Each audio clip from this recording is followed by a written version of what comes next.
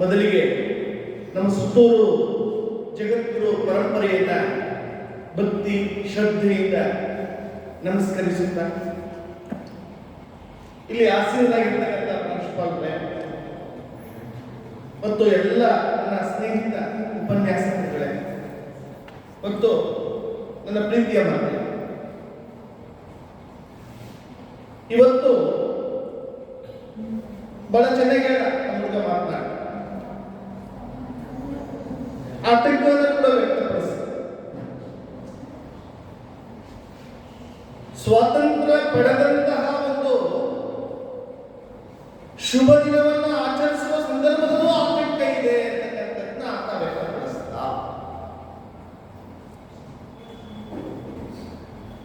ನಾನು ಮೂರು ಮಜಲುಗಳ ಮೂರು ವಿಚಾರಗಳನ್ನು ತಿಳಿಸ್ತೇನೆ, ಅಷ್ಟು ನನ್ನ ಮಾತು ಮುಗಿಸ್ತೇನೆ. ಒಂದು, ಸ್ವತಂತ್ರವನ್ನ ಹೇಗೆ ಕಳೆದುಕೊಂಡು, ಎರಡನೇದು ಸ್ವತಂತ್ರವನ್ನ ಹೇಗೆ ಗಳಿಸಿಕೊಂಡು, ಈಗ ಇರ್ತಕ್ಕಂಥ ಸಮಸ್ಯೆಗಳು ಆತಂಕಗಳೇನು, ಅದನ್ನು ಹೇಗೆ ನಿವಾರಿಸ್ಕೋಬೇಕು, ಈ ಮೂರಕ್ಕೆ ವಿಚಾರವನ್ನ ಮಂಡಿಸಿದೆ ನನ್ನ ಭಾಷಣ. ಒಂದು, ಮೊದಲನೇ ವಿಚಾರ, ಸ್ವಾತಂತ್ರ್ಯವನ್ನ ಕಳೆದುಕೊಂಡದ್ದು ಹೇಗೆ ಕಳೆದುಕೊಂಡು. ಭಾರತ ಖಂಡ, ಭಾರತ ಉಪಖಂಡ, ಸಾವಿರಾರು ಭಾಷೆಗಳು, ಸಾವಿರಾರು ಮತಗಳು, ಪಂಥಗಳು, ಜಾತಿಗಳು ಇರ್ತಕ್ಕಂಥ ಒಂದು ದೇಶ. ಸಾವಿರಾರು ರಾಜ್ಯಗಳು ಆಳ್ವಿಕೆ ಮಾಡ್ತಾ ಇರ್ತಕ್ಕಂಥ ಒಂದು ದೇಶ. ಇಂತಹ ವಿಭಿನ್ನ ಸಂಸ್ಕೃತಿಯ ನಾಡು, ವಿವಿಧ ರಾಜ್ಯಗಳಿಂದ ಆಳ್ವಿಕೆ ಪಡೆದಿದ್ದಂತಹ ನಾಡು, ನಮ್ಮಲ್ಲಿರ್ತಕ್ಕಂಥ ಅನೈಕ್ಯತೆಯಿಂದ, ನಮ್ಮಲ್ಲಿರ್ತಕ್ಕಂಥ ಬಳಕೆಗಳಿಂದ, ನಮ್ಮಲ್ಲಿರ್ತಕ್ಕಂಥ ದ್ವೇಷ, ಅಸೂಯೆ, ಮತ್ಸರ ಭಾವನೆಯಿಂದ, ನಾನು ಮೇಲು ಅಂತಕ್ಕಂಥ ಭಾವನೆ, ಏನು ವ್ಯಾಪಾರಕ್ಕೆಂದು ಬಂದಂತಹ ಆ ಕೆಂಪು ಕೋಟಿ ಬ್ರಿಟಿಷರಿಗೆ ನಾವು ಶರಣಾಗ್ತೀವಿ. ಕೇವಲ 100 ಜನ ವ್ಯಾಪಾರಸ್ಥರು, ಶ್ರೀಮಂತ ವ್ಯಾಪಾರಸ್ಥರು ಈಸ್ಟ್ ಇಂಡಿಯಾ ಅಂತಕ್ಕಂಥ ಕಂಪನಿಯನ್ನು ಕಟ್ಟಿಕೊಂಡು ನಮ್ಮನ್ನ ಆಳ್ವಿಕೆ ಮಾಡಲು ನಾವು ಎಷ್ಟು ಅನೈಕ್ಯತೆಯನ್ನು ಹೊಂದಿದ್ವಿ ಆ ಕಾಲದಲ್ಲಿ ಅಂತಕ್ಕಂಥದ್ದು ಅರ್ಥ ಆಗುತ್ತೆ. ಹೀಗೆ ವ್ಯಾಪಾರಕ್ಕೆ ಬಂದರು 1600ರಲ್ಲಿ ನಮ್ಮಲ್ಲಿರ್ತಕ್ಕಂಥ ಒಂದು ಏನು ದೋಷಗಳನ್ನು ಗಮನಿಸಿದ್ರು, ಒಡೆದುಗಾಡುವ ನೀತಿಯನ್ನು ಅನುಸರಿಸಿದ್ರು, ನಮ್ಮ ಭರತ ಖಂಡವನ್ನು ಜಯಿಸಿದ್ರು. ಈ ನಿಟ್ಟಿನಲ್ಲಿ 1757ರ ಪ್ಲಾಸಿ ಕದನ ಭಾರತದ ನೆಲವನ್ನ, ಭಾರತ ಭೂಮಿಯನ್ನ, ಭಾರತ ದೇಶವನ್ನ ಬ್ರಿಟಿಷರಿಗೆ ಧಾರೆಯನ್ನು ಕೊಟ್ಟಂತ ಒಂದು ಕದನವಾಗಿ ಮಾರ್ಪಡ್ತು. ಧಾರೆಯನ್ನು 1757ರ ಪ್ಲಾಸಿ ಕದನದಲ್ಲಿ ಸಿರಾಜ್ ಉದ್ದೌಲ್ ರಾಬರ್ಟ್ ಕ್ಲೈವ್ಗೆ ಸೋತ 12,300 ಸೇನೆ ಇತ್ತು ಬ್ರಿಟಿಷರ ಬಳಿ. ನಮ್ಮಲ್ಲ 50,000ಕ್ಕೆ ಹೆಚ್ಚು ಸೇನೆ ಇತ್ತು. 12,000 ಸೇನೆಯಿಂದ 50,000 ಸೇನೆಯನ್ನು ಸೋಲಿಸಿ ಗೆದ್ದು ವಿಜಯೋತ್ಸವವನ್ನು ಆಚರಿಸಿದ್ರು ಮುರ್ಷಿದಾಬಾದ್ನಲ್ಲಿ. ವಿಜಯೋತ್ಸವವನ್ನು ಆಚರಿಸುವ ಸಂದರ್ಭದಲ್ಲಿ ನಮ್ಮ ಭಾರತೀಯರು ನಿಂತಿದ್ರು. ವಿಜಯೋತ್ಸವ ಆಚರಿಸ್ತಾ ಇದ್ದಾರೆ, ಸಣ್ಣ ಕಲ್ಲು ತಗೊಂಡು ಹಿಂಗೆ ಎಸ್ಬಿಟ್ಟಿದ್ರು ಬ್ರಿಟಿಷರು. 500 ಜನ ಮಿಕ್ಕಿದ್ರು. ಅವರನ್ನ ಓಡಿಸಬಹುದಾಗಿತ್ತು. ನಮ್ಮ ಮನಸ್ಥೈರ್ಯದ ಕೊರತೆ, ನಾವು ಗೆಲ್ಲಿಕ್ಕಾಗಲ್ಲ ಅಂತಕ್ಕಂಥ ಕೊರತೆ ನಮ್ಮನ್ನ ಅಲ್ಲಿ ಕಟ್ಟಾಕ್ತು ಬ್ರಿಟಿಷರಿಗೆ ದಾರಿ ಕೊಟ್ವಿ. ನಾವು 1757ರ ಲಸೀಕರಣ ಬಕ್ಸತ್ಯಕರಣ 64 ಒಂದೊಂದೇ ಪ್ರಾಂತ್ಯವನ್ನ ಗೆಲ್ತಾ ಇಡೀ ಭರತಖಂಡವನ್ನು ಜಯಿಸಿ ಭರತಖಂಡವನ್ನು ತನ್ನ ಅಧೀನಕ್ಕೆ ಒಳಪಡಿಸಿಕೊಂಡ್ರು ಬ್ರಿಟಿಷ್. ಅಲ್ಲಿಗೆ 1857ರವರೆಗೆ ಇಡೀ ಭರತಖಂಡ ಬ್ರಿಟಿಷರ ಒಂದು ಆಧಿಪತ್ಯಕ್ಕೆ ಒಳಗಾಗಿತ್ತು. ಆಗ ಎಚ್ಚೆತ್ತುಕೊಳ್ಳಿ ಮೊದಲು ಏನ್ ಮಗಳೇ ಗೊತ್ತಾಗ್ತಾ ಇದೀವ? ನಾವು ಆಗ ಎಚ್ಚೆತ್ತುಕೊಂಡು 1857ರ ಆ ಪ್ಲಾಸೀಕರಣದಲ್ಲಿ ಎಚ್ಚೆತ್ತುಕೊಂಡು ಭಾರತದಾದ್ಯಂತ ಹೋರಾಟ ಮಾಡಲಿಕ್ಕೆ ಪ್ರಯತ್ನ ಪಟ್ವಿ. ಆ ಹೋರಾಟ ಬಹುಮಟ್ಟಿಗೆ ಯಶಸ್ವಿ ಆಗದೇ ಇದ್ದು ಕೂಡ ರಾಷ್ಟ್ರೀಯತೆಯ ಭಾವನೆಯನ್ನು ಮೂಡಿಸ್ತು. ನಾವೆಲ್ಲ ಭಾರತೀಯರು ಅಂತಕ್ಕಂಥ ಭಾವನೆಯನ್ನು ಮೂಡಿಸ್ತು. ನಾವೆಲ್ಲ ಒಂದೇ ಅಂತಕ್ಕಂಥ ಭಾವನೆಯನ್ನು ಮೂಡಿಸ್ತು. ಆ ಮೂಲಕ ಭಾರತದಾದ್ಯಂತ ಒಂದು ಸಂಚಲನವು, ನಾವು ಭಾರತೀಯರು, ನಮ್ಮ ರಾಷ್ಟ್ರ ಭಾರತ, ನಾವು ಬೇರೆಯವರ ದಾಸರಾಗಿದ್ದೇವೆ ಅಂತಕ್ಕಂಥ ಭಾವನೆಯನ್ನ, ಆ ಒಂದು ಮನೋಭಾವನೆಯನ್ನ ಮೂಡಿಸ್ತು. ಆ ಮೂಲಕ ಭಾರತ ಖಂಡವನ್ನ ನಾವು ಉಳಿಸ್ಕೋಬೇಕು ಅಂತಕ್ಕಂಥ ಮನೋಭಾವನೆ ಭಾರತೀಯರಿಗೆ. ನಂತರ 1885ರಲ್ಲಿ ಭಾರತ ರಾಷ್ಟ್ರೀಯ ಕಾಂಗ್ರೆಸ್ ಅನ್ನ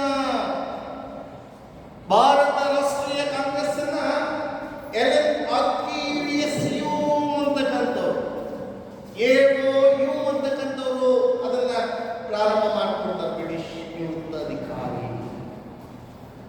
ಅದು ಮಾಡಿಕೊಟ್ಟಿದ್ರಲ್ಲೂ ಸ್ವಾರ್ಥ ಇದೆ ಅವರಲ್ಲಿ. ಒಂದು ಭಾರತದಾದ್ಯಂತ ದಂಗೆ ಇದ್ರೆ, ಭಾರತದಾದ್ಯಂತ ಹೋರಾಟ ಪ್ರಾರಂಭ ಆದ್ರೆ ನಾವು ಬೇಗ ಕಾಲ್ಕೊಳ್ಳಬೇಕಾಗುತ್ತೆ, ಭಾರತವನ್ನು ಕಳ್ಕೊಂಡ್ಬಿಡ್ತೇವೆ ಅಂತಕ್ಕಂಥ ಭಯ, ಆತಂಕ, ದುರ್ಮಾನ ಇಟ್ಕೋದ್ರಿ. ಆ ಮೂಲಕ ಅವರು ಭಾರತ ರಾಷ್ಟ್ರೀಯ ಕಾಂಗ್ರೆಸ್ ಅನ್ನ ಸಂಸ್ಥಾಪನೆ ಮಾಡಿಕೊಟ್ರು. ಅನಂತರ ನಮ್ಮ ಭಾರತೀಯರಿಗೆ ವೇದಿಕೆಯಾಗಿ ಮಂದಗಾಮಿಗಳು ಹುಟ್ಟುಕೊಂಡ್ರು. ಮಂದಗಾಮಿಗಳು ವರ್ಷಕ್ಕೊಮ್ಮೆ 4 ಗೋಡೆಗಳ ಮಧ್ಯೆ ಸಭೆ ಸೇರ್ಬಿಟ್ಟು ಏನ್ ಮಾಡಬಹುದು, ಏನ್ ಮಾಡಬೇಕು ಯೋಚನೆ ಮಾಡಿ ಕಾನೂನಿನ ಮೂಲಕ, ಮನವಿ ಪತ್ರದ ಮೂಲಕ ಬ್ರಿಟಿಷರಿಗೆ ಬೇಕಾದಂತಹ ಸೌಲಭ್ಯವನ್ನು ಮನವಿ ಪತ್ರ ಕೊಟ್ಟು ಮಾಡಿಸ್ಕೋಬೇಕು ಅಂತಕ್ಕಂಥ ಮನೋಭಾವ. ಅಲ್ಲಿ ಫಿರೋಜ್ ಶಾ ಮೆಹ್ತಾ ಬರ್ತಾರೆ, ಗೋಪಾಲಕೃಷ್ಣ ಗೋಖಲೆ ಬರ್ತಾರೆ. ಈ ಮಂದಗಾಮಿಗಳು ಮನವಿ ಪತ್ರದ ಮೂಲಕ ದೇಶದ ಅನುಕೂಲವನ್ನು, ಪ್ರಜೆಗಳ ಅನುಕೂಲವನ್ನು ಮಾಡ್ಕೋಬೇಕು ಅಂತೇಳಿ ಹೊರಡ್ತಾರೆ. ಅನಂತರ ಸ್ವಲ್ಪ ಯುವಕರು ಹುಟ್ಟುಕೊಳ್ತಾರೆ. ವೇಳೆಗಾಗಲೇ 1905ರ ಬಂಗಾಳ ವಿಭಜನೆ, 1905ರ ಬಂಗಾಳ ವಿಭಜನೆ ಯುವಕರ ಉದಯಕ್ಕೆ ಕಾರಣ. ಏನೋ ಸುರಾದ ಬಂಗಾಳ, ಚಿನ್ನದ ಬಂಗಾಳ, ಚಿನ್ನದ ಬಂಗಾಳ. ಆ ಬಂಗಾಳವನ್ನ 2 ಭಾಗವಾಗಿ ಲಾರ್ಡ್ ಕರ್ಜನ್ ಮಾಡ್ತಾನೆ. ಆಗ ಮಾಡಿದ ಉದ್ದೇಶ ನಮ್ಮ ಮುಸ್ಲಿಂ ಬಾಂಧವರನ್ನ, ನಮ್ಮ ಮುಸ್ಲಿಮರನ್ನ ಹಿಂದೂಗಳಿಂದ ಹೊಡೆಯಬೇಕು. ಅವರಿಬ್ಬರ ನಡುವೆ ಹೊಂದಾಣಿಕೆ ಇದ್ರೆ ನಾವು ಬಹುಕಾಲ ಇರಲಿಕ್ಕೆ ಸಾಧ್ಯ ಇಲ್ಲ, ಅವ್ರನ್ನ ಹೊಡಿಬೇಕು ಅಂತೇಳಿ ಬಂಗಾಳವನ್ನ 2 ಭಾಗವಾಗಿ ಮಾಡ್ತಾನೆ. ಪೂರ್ವ ಬಂಗಾಳ, ಪಶ್ಚಿಮ ಬಂಗಾಳ. ಇವತ್ತು ಪಶ್ಚಿಮ ಬಂಗಾಳ ನಮ್ಮಲ್ಲಿದೆ, ಭರತಖಂಡದಲ್ಲಿದೆ. ಪೂರ್ವ ಬಂಗಾಳ ಅದು ಪಾಕಿಸ್ತಾನ, ಬಾಂಗ್ಲಾದೇಶ. ಮೊದಲು ಪಾಕಿಸ್ತಾನ ಜೊತೆ ಇತ್ತು, ನಂತರ ಬಾಂಗ್ಲಾದೇಶ. ಹೀಗೆ ಒಡೆದು ಹಾಡುವ ನೀತಿಯನ್ನು ಅನುಸರಿಸೋದ್ರ ಮೂಲಕ ಭರತಖಂಡದಲ್ಲಿ ರಾಷ್ಟ್ರೀಯತೆಯನ್ನು ದಮನ ಮಾಡತಕ್ಕಂಥ ಕೆಲಸವನ್ನು ಮಾಡಿ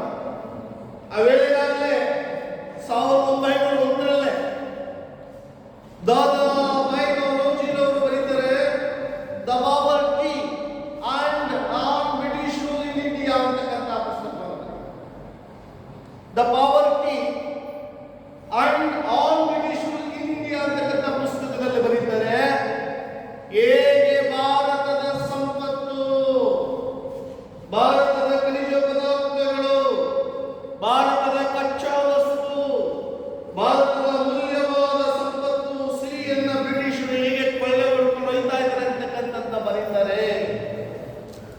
ಹಾಗೆ ಈಶ್ವರಿ ಪ್ರಸಾದ್ ಬರೀತಾರೆ, ಭಾರತದ ಮಕ್ಕಳು, ಭಾರತೀಯ ಮಕ್ಕಳು ಹಸುವಿನಿಂದ ನರಳುತ್ತಾ ಇದ್ರು, ಇಂಗ್ಲೆಂಡ್ಗೆ ಹಾಲು ಕೊಡುವ ಹಸುವಾಗೋಯ್ತು ಭರತ ಕಂಡ ಅಂತಕ್ಕಂಥದ್ದು ಬರೆದು ಎಚ್ಚರಗೊಳಿಸತಕ್ಕಂಥ ಕೆಲಸ.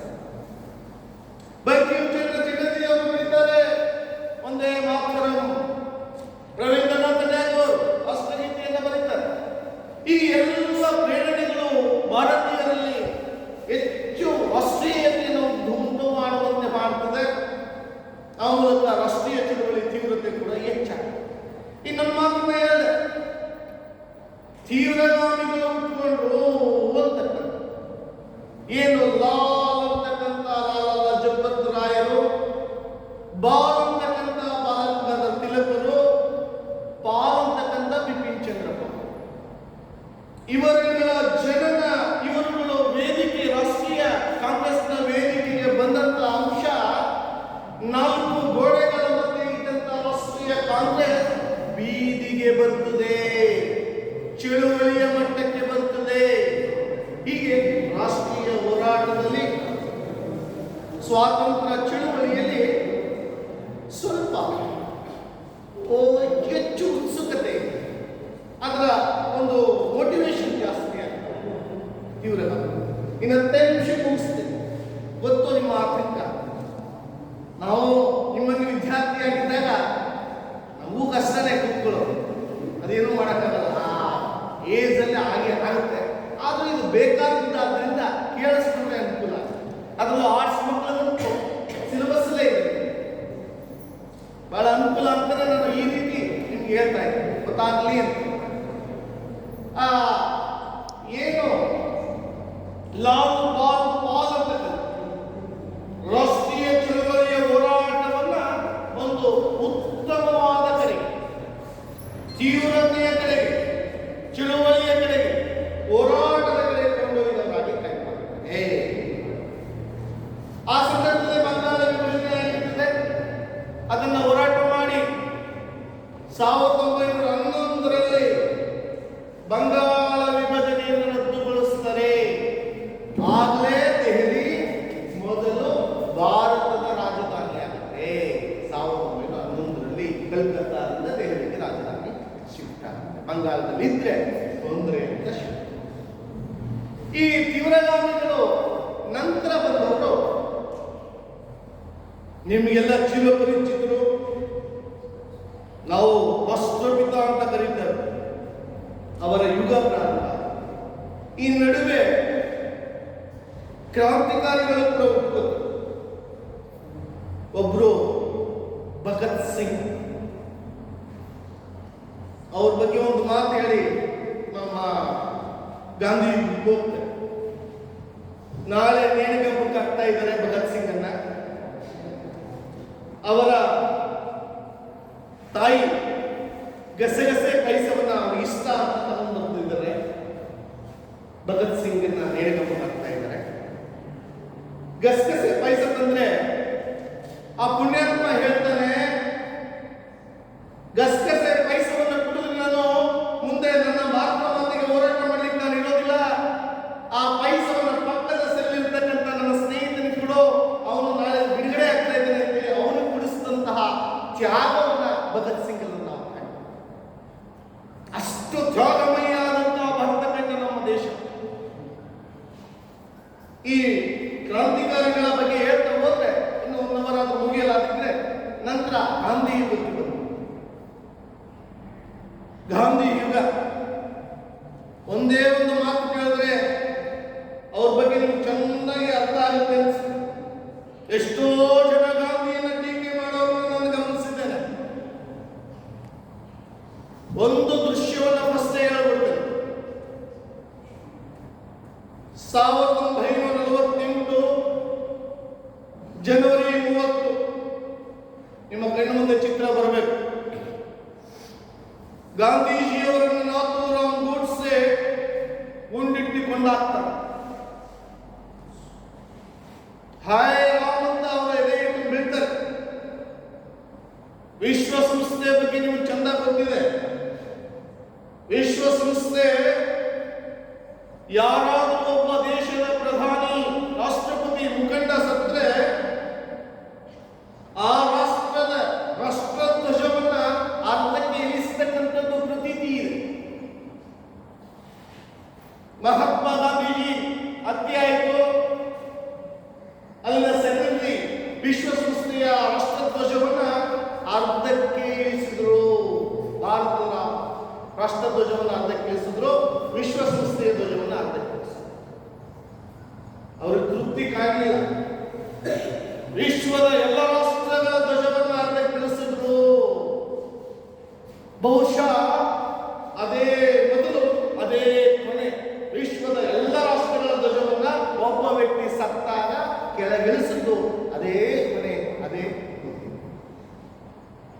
ಮಾರ್ನಿಗೆ ಕೇಳ್ತಾರೆ ಸೆಕ್ರೆಟರಿಯನ್ನ, ಭಾರತದ ವ್ಯಕ್ತಿ ಸತ್ರು, ಭಾರತದ ಧ್ವಜವನ್ನ ಅರ್ಧಕ್ಕಿಳಿಸಿದ್ರಿ,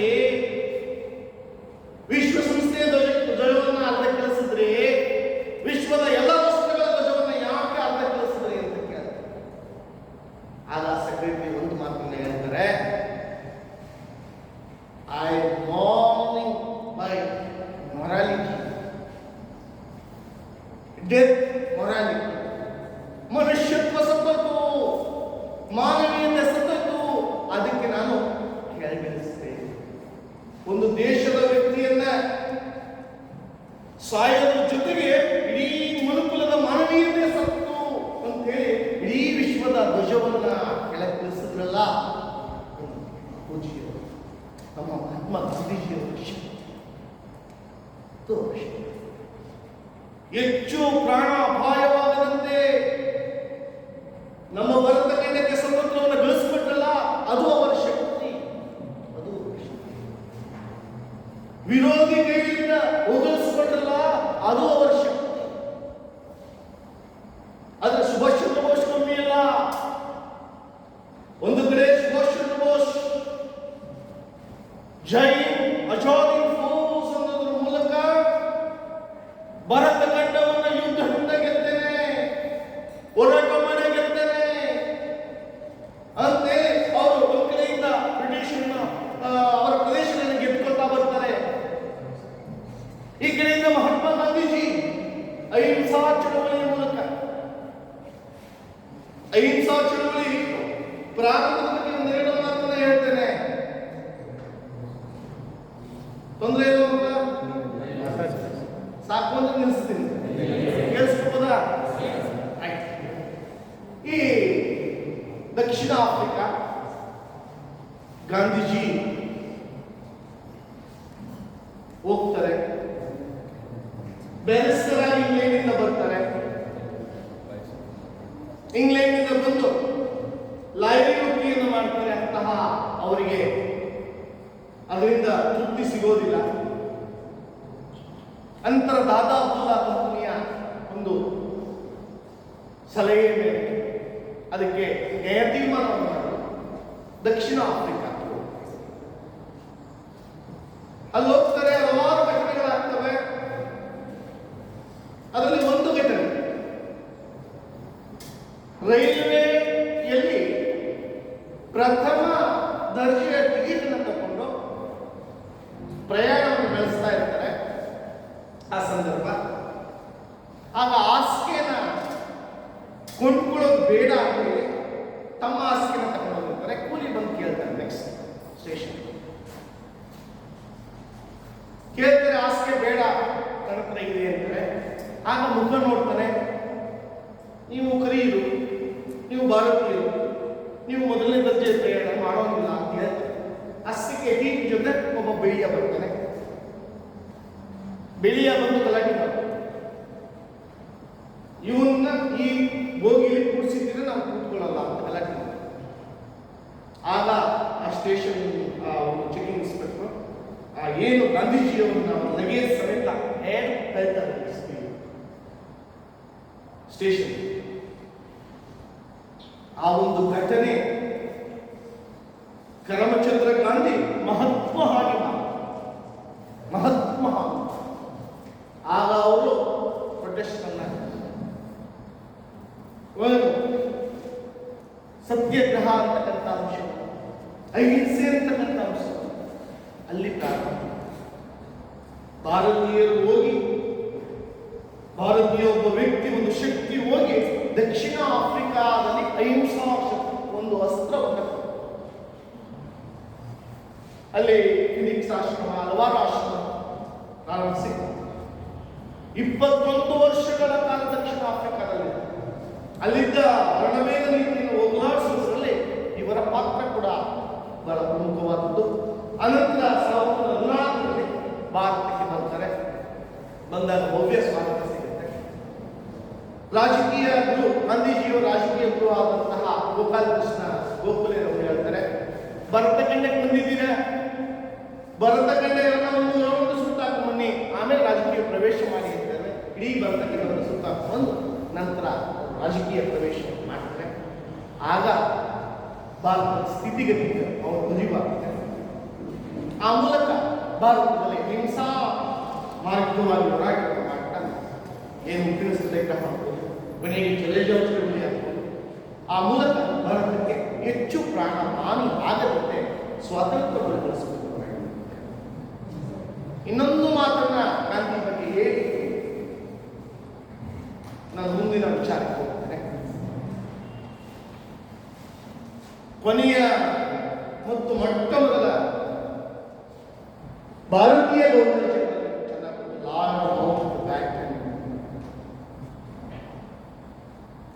ಅವರು ಗಾಂಧೀಜಿಯವರ ವಿರೋಧಿ. ಯಾಕೆಂದ್ರೆ ಇಂಗ್ಲೆಂಡ್ನ ವಿಕ್ಟೋರಿಯಾ ರಾಣಿಯ ಮೊಮ್ಮಗ ಅವರು ಗಾಂಧೀಜಿಯನ್ನು ಹೊಗಳ್ತಾರೆ. ಅಂದ್ರೆ ಅದೆಷ್ಟರ ಮಟ್ಟಿಗೆ ಗಾಂಧಿ ವ್ಯಕ್ತಿತ್ವ ಇತ್ತು. ನಿಮಗೆಲ್ಲ 2ನೇ ಜ್ಞಾನಪೀಠ ಪ್ರಶಸ್ತಿ ಬಂದಂತಹ ದಾರಾ ಬೇಂದ್ರೆ ಅವರ ಕಾವ್ಯನಾಮವನ್ನು ಚೆನ್ನಾಗಿ ಅಂಬಿಕಾ ದತ್ತ ಮಾತ್ರ ಗರಡಿಗ ಅಂತ ಶ್ರೀಯುತರು ಹೇಳ್ತಾರೆ, ಹುಚ್ಚಿರು ದೇವ ಸಮಾನರು ಗಾಂಧಿ ಅಂತಕ್ಕಂಥ ಮಾತನ್ನ ಹೇಳ್ತಾರೆ. ಯಾಕೆ ಅಂತೀರಾ ಅಂತ ಕೇಳಿದ್ರೆ ಅವರು ಹೇಳ್ತಾರೆ, ಇಷ್ಟು ದೇಶದಾದ್ಯಂತ ಸಿಕ್ಕಿನ ಮಂದಿ ಇರುವಾಗ ಐಸ್ತರ ಇದ್ರಲ್ಲ ಮಹಾತ್ಮ ಗಾಂಧಿ, ಅದಕ್ಕೆ ಅವರು ಮಹಾತ್ಮ, ಅವರು ದೇವರು. ಇಷ್ಟು ಶಿಸ್ತಿನ ಮಂದಿ, ಇಷ್ಟು ಶಿಸ್ತಿನ ಮಂದಿ ಅಂದ್ರೆ ಕೋಪ ಇರ್ತಕ್ಕಂಥವ್ರ ಜೊತೆ ಅಷ್ಟು ಅಹಿಂಸಾವಾದಿಯಾಗಿ ಇದ್ರಲ್ಲ, ಅದಕ್ಕೆ ಅವರು ಪೂಜ್ಯರು, ಅವರು ದೇವರ ಸಮಾನ.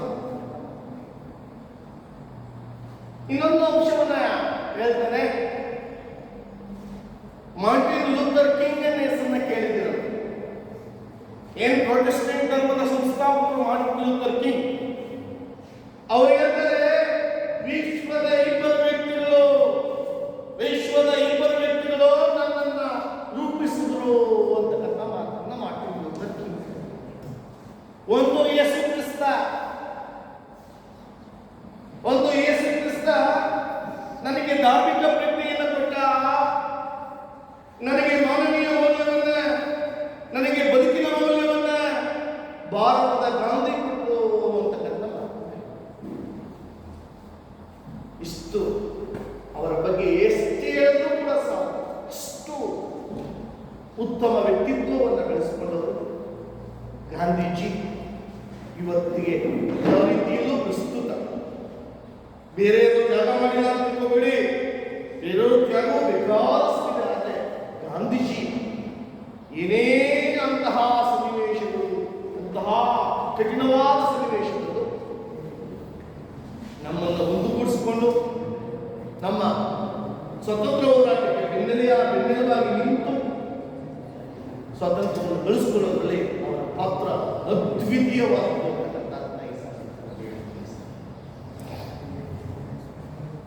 ಟೀಕೆಗಳಿದೆ.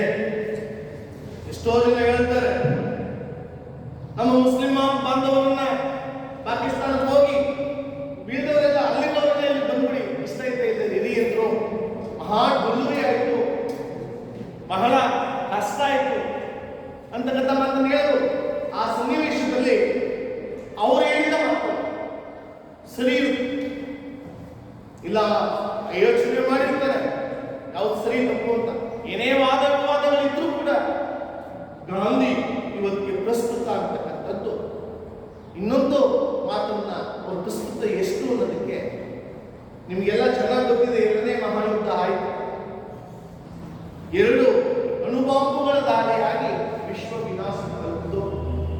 ಇನ್ನೂ ನಾವು ಆ ರೀತಿ ಗಾಂಧಿ ತತ್ವವನ್ನು ಅಳವಡಿಸಿಕೊಳ್ಳದೆ ಹೋದ್ರೆ, ಗಾಂಧಿ ಅಹಿಂಸಾ ತತ್ವವನ್ನು ನಾವು ಬಳಸಿಕೊಳ್ಳದೆ ಹೋದ್ರೆ, ಮತ್ತೊಂದು ಮಹಾಯುದ್ಧ ಆಗಿ ಒಂದು ದೇಶದಲ್ಲಿರ್ತಕ್ಕಂಥ ಪರಮಾಣು ಬಾಂಬುಗಳ ನಾಲ್ಕು ವಿಶ್ವದಲ್ಲಿ ಒಂದು ಜೀವರಾಶಿ ಕೂಡ ಇರಲ್ಲ ಅಂತಕ್ಕಂಥ ಈ ಸಂದರ್ಭದಲ್ಲಿ ಹೇಳ್ತಾರೆ. ಏನು ಸ್ವತಂತ್ರಕ್ಕಾಗಿ ದುಡಿದ ಎಲ್ಲ ಸ್ವತಂತ್ರ ಹೋರಾಟಗಾರರನ್ನ ಈ ಸಂದರ್ಭದಲ್ಲಿ ಭಕ್ತಿ ಶ್ರದ್ಧೆಯಿಂದ ಅವರನ್ನ ನಮಸ್ಕರಿಸ್ತಾ, ಕೊನೆಯದಾಗಿ ನಮ್ಮ ವಿದ್ಯಾರ್ಥಿಗಳನ್ನು ಕುರಿತು ಒಂದೆರಡು ಮಾತನ್ನು ಹೇಳಿ ನನ್ನ ಮಾತನ್ನು ಮುಗಿಸ್ತೇನೆ. ಇವತ್ತು ನಮ್ಮ ಮಗ ಬಹಳ ಚೆನ್ನಾಗಿ ಮುಂದಿನ ಪ್ರಜೆಗಳು ನಾವು ಆತಂಕದಲ್ಲಿದ್ದೇವೆ ಅಂತಕ್ಕಂಥ ಮಾತು. ಆತಂಕ ಬೇಕಾಗಿಲ್ಲ,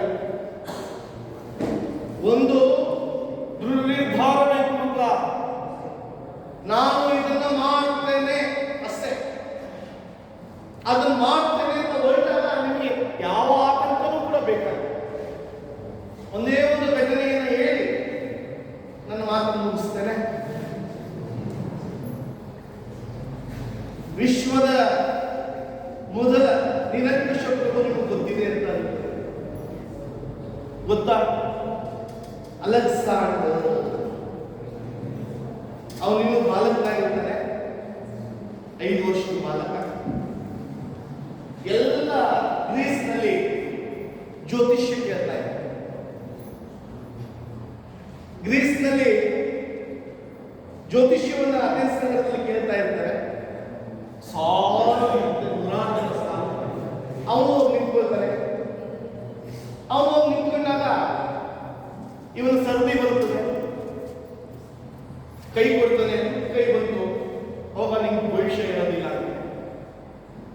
ಆಗ ಅವನು ಹೇಳ್ತಾನೆ, ದೊಡ್ಡವನಾದ ಭವಿಷ್ಯಕ್ಕೆ ನಾನೇನಾಗಬೇಕು, ಹೀಗೆ ಏನನ್ನು ಸೌತಾನೆ, ಆಮೇಲೆ ನೋಡ್ತಾನೆ, ಎಂಥ ಟೈಮ್ ನಂದು. ಆದ್ರೆ ಒಂದೇ ಒಂದು ಗೆರೆ ಇಲ್ಲ. ಇಲ್ಲೊಂದು ಗೆರೆ ಇದ್ದಿದ್ರೆ ನೀನ್ ಮುಂದೆ ಮಹಾನ್ ಚಕ್ರವರ್ತಿ ಆಗ್ತಿದ್ದೆ. ಗೆರೆ ಇಲ್ಲ ನಿಮಗೆ ಅಂತಕ್ಕಂಥ ಮಾತನ್ನ ಹೇಳ್ತಾರೆ ಆ ಜ್ಯೋತಿಷಿ ಅಲೆಕ್ಸಾಂಡರ್. ಪಕ್ಕದಲ್ಲಿ ಚಾಕು ಇರ್ತದೆ, ತಗೋತಾನೆ, ಚೋರ ಎಲ್ಲಿ ಬೇಕು ಗೆರೆ ಇರ್ತಾನೆ, ಇಲ್ಲಿ ಬೇಕು ಅಂದ್ರೆ ಚೋರ ಅಂತ ಕೇಳ್ತಾನೆ, ರಕ್ತ ಚಿಕ್ಕುತ್ತೆ. ಅದನ್ನ ನೋಡಿ ಆ ಜ್ಯೋತಿಷಿ ನೀನ್ ಯಾವ ಗೆರೆನೂ ಬೇಕಾಗಿಲ್ಲ, ನಿನ್ನಲ್ಲಿದೆಯಲ್ಲ ಛಲ, ನಿನ್ನಲ್ಲಿದೆಯಲ್ಲ ಮನಸ್ತೃಪ್ತಿ, ನೀನು ಸಾಧಿಸ್ತೀನಿ ಅಂತಕ್ಕಂಥ ಒಂದು ಮನಸ್ಸಿದೆಯಲ್ಲ ನಿಂದು, ಅದೇ ಸಾಕು, ನೀವು ಮಹಾ ಚಕ್ರವರ್ತಿ ಆಗ್ತೀವಿ. ನಾನು ಸಾಧಿಸ್ತೀನಿ ಅಂತಕ್ಕಂಥ ಇದ್ರೆ ಮಕ್ಕಳ ಹೇಗೆ ಬೇಕಾದ್ರೂ ಸಾಧಿಸ್ಬೋದು. ಮಾನವನಿಗೆ ಅಸಾಧ್ಯವಾದ ಯಾವುದೂ ಇಲ್ಲ.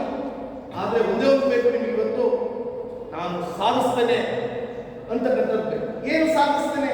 ಒಳ್ಳೆ ಗುರಿ ಇಟ್ಕೊಳ್ಳಿ, ಒಳ್ಳೆ ಗುರಿ. ನಿಮಗೆ ಎಕ್ಸ್ಟೆಂಟ್ ಗುರಿನೇ ಇಟ್ಕೊಳ್ಳಿ, ಅದನ್ನು ಮಾಡ್ತೀನಿ. ಬಹುಶಃ KS ಮಾಡ್ತೀನಿ ಇಟ್ಕೊಳ್ಳಿ. ಇವತ್ತು ದೇಶಕ್ಕಾಗಿ ನೀವೇನು ಮಾಡಬೇಕಾಗಿಲ್ಲ, ಸ್ವಾತಂತ್ರ್ಯ ಬಂದಿದೆ, ನೀವು ಒಳ್ಳೆ ಪ್ರಜೆಗಳಾಗಬೇಕು. KS ಗುರಿಯಾಗಿ ಇಟ್ಕೊಳ್ಳಿ. ಒಳ್ಳೆ ಶಿಕ್ಷಕ ವರ್ಗ ಉಪಯೋಗಿಸ್ಕೊಳ್ಳಿ. ಗೌರ್ಮೆಂಟ್ ಕಾಲೇಜ್ ಸಂಬಂಧಪ್ಪ ಕೆಲವು ಕಾಲೇಜುಗಳು, ನಮ್ಮ ಪ್ರೈವೇಟ್ ಕಾಲೇಜುಗಳ ಆ ಥರ ಇರೋದಿಲ್ಲ. ಮಕ್ಕಳನ್ನ ಉನ್ನತ ಶ್ರೇಣಿಯಲ್ಲಿ ಉತ್ತೀರ್ಣ ಮಾಡಿಸಬೇಕು ಅಂತಕ್ಕಂಥದ್ದೇ ನಮ್ಮ ಗುರಿ ಇರ್ತದೆ. ಆದ್ರಿಂದ ಸ್ವಲ್ಪ ಪ್ರಯತ್ನದಿಂದ ಆಗಬೇಕು, ಏನ್ ಬೇಕಾದ್ರೂ ಸಾಧಿಸ್ಬೋದು. ಉತ್ತಮ ಗುರಿ ಇಟ್ಟರೆ ಶ್ರದ್ಧೆಯಿಂದ ಅಭ್ಯಾಸ ಮಾಡಿ, ನಿಮ್ಮ ಭವಿಷ್ಯ ಉಜ್ವಲ. 4 ತಿಂಗಳಿಂದ ಹೆಚ್ಚು ಕಮ್ಮಿ ನಿಮ್ದು. ಇನ್ನು 6 ತಿಂಗಳಿಗೆ ಒಳ್ಳೆ ಸ್ಕೋರ್ ಅನ್ನ ಮಾಡಿದ್ರೆ ನಿಮ್ಮ ತಂದೆ ತಾಯಿಗೆ ಎಷ್ಟು ಖುಷಿ ಕೊಡ್ತಾರೆ ಗೊತ್ತಿಲ್ಲ. ಅವ್ರ ಕಷ್ಟ ನಿಮ್ಗೆ ಗೊತ್ತಿಲ್ಲ. ನಿಜವಾಗ್ಲೂ ಅವ್ರ ಕಷ್ಟ ನಿಮ್ಗೆ ಅರ್ಥ ಆಗಬೇಕಾದ್ರೆ ನೀವು ತಂದೆ ತಾಯಿಗಳಾಗಬೇಕು. ಆವಾಗಲೇ ಅವ್ರು ಕಷ್ಟ ಆಗ್ತಾ ಇಲ್ಲ. ನೀವು ಮುಂದೆ ಒಳ್ಳೆ ಗುರಿ ಇಟ್ಕೊಂಡು ಅಭ್ಯಾಸವನ್ನು ಮಾಡಿ ಈಗ ದೇಶಕ್ಕಾಗಿ ಪ್ರಾಣ ಕೊಡಬೇಕಾಗಿಲ್ಲ. ನಿಮ್ಮ ಒಳಿತಿಗಾಗಿ, ನಿಮ್ಮ ಉದ್ಧಾರಕ್ಕಾಗಿ, ನಿಮ್ಮ ಏಳಿಗೆಗಾಗಿ ನೀವು ಶ್ರದ್ಧೆಯಿಂದ ವಿದ್ಯಾಭ್ಯಾಸ ಮಾಡಿ ಉತ್ತಮ ಅಂಕಗಳನ್ನು ಪಡೆದಿ ಮುಂದೆ ಒಳ್ಳೆಯ ಉದ್ಯೋಗಕ್ಕೆ ಹೋಗಿ. ಅನಂತರ ನಿಮ್ಮ ಕಾಲೇಜನ್ನು ಮರಿಬೇಡಿ, ನಿಮ್ಮ ತಂದೆ ತಾಯಿಯನ್ನು ಮರಿಬೇಡಿ, ನಿಮ್ಮ ದೇಶವನ್ನು ಮರಿಬೇಡಿ. ಕೊನೆಯದಾಗಿ ನೀವು ಯೋಗ್ಯತೆಗೆ ಮತ ಹಾಕೋದ್ರ ಮೂಲಕ, ನೀವೇ ಮುಂದೆ ಚುನಾವಣೆಗೆ ನಿಲ್ಲೋದ್ರ ಮೂಲಕ ಉತ್ತಮ ಭಾರತವನ್ನು ಕಟ್ಟಿ ಅಂತ ಆಶಿಸ್ತಾ ಕೇಳ್ಕೊಳ್ತಾ ಈ ಅವಕಾಶ ಕೊಟ್ಟು ಎಲ್ಲರಿಗೂ ಕೂಡ ಹೊಂದಿಸಿ, ನಿಮಗೂ ಕೂಡ ಸ್ವಲ್ಪ ಬೋರ್ ಮಾಡಿದೆ ಅನಿಸುತ್ತೆ, ಬೇಸರ ಮಾಡ್ಕೋಬೇಡಿ. ನಿಮ್ಮ ಗುರಿ ಇಟ್ಕೊಂಡು ಮುಂದೆ ಸಾಗಿ ಅಂತ ಎಲ್ಲರಿಗೂ ಒಳ್ಳೆಯದಾಗಲಿ. ನಿಮ್ಮ ಭವಿಷ್ಯ ಉಜ್ವಲವಾಗಲಿ.